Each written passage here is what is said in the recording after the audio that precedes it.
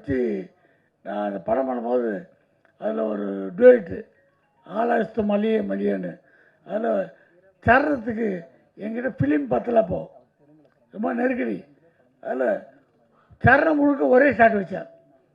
Sir அவர் rehearsal எடுத்துக்கிட்டு ஆடினார். Golden beach தான் எங்களுக்கு பெரிய லொக்கேஷன், கோல்டன் பீச் தான். கோல்டன் பீச்லாம் எடுக்கிறீங்களா அப்படின்வாங்க. அப்போ அவ்வளோ பெரிய ஷூட்டிங்கு அதான் எடுத்தேன். 2 சரணமும் ஒரு ஷாட்டு எடுத்தாச்சு. வந்து அதை எடிட்டிங்கில் வச்சு பார்த்தா அது சிங்க் ஆகலை. பேட்ரி கொஞ்சம் லோவாக போட்டிருக்காங்க, பேட்ரி மாற்றலை அப்போ இருந்த மறுபடிக்கு. அப்போ சிங்க்கு பாட்டு முடிஞ்சு போச்சு, டான்ஸ் ஆடி அதுக்கப்புறம் சவுண்டு கொஞ்சம் இருக்குது.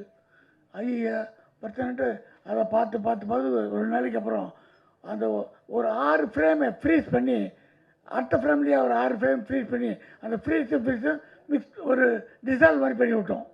அது இதுலேருந்து அது மாறும்போது ஃப்ரீஸாக அது வரும். அப்பா அப்படின்னு தப்பிச்சோம். தியேட்டரில் அதை பார்த்த உடனே அந்த ஷாட்டை நாங்கள் தப்பு பண்ணதை அட்ஜஸ்ட் பண்ணியிருக்காங்க. அந்த ஷாட்டுக்கு கிளாப்ஸுங்க என்னையா அது தப்பாக கண்டுபிடிச்சாங்க ஜனப்படா விசில் பறகுது. என்னென்னா போன தருணத்துலேருந்து அடுத்து பல்லவி மாறும்போது பிரபு சார் காஸ்டியூம் சேஞ்சு வேறு ஷர்ட்டில் வராரு, அதுக்கு விசில் பறகுது.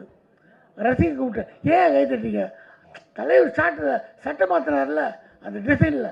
அப்படி ஒரு ரசிகர்களை பெற்ற ஒரு சூப்பர் ஹீரோ.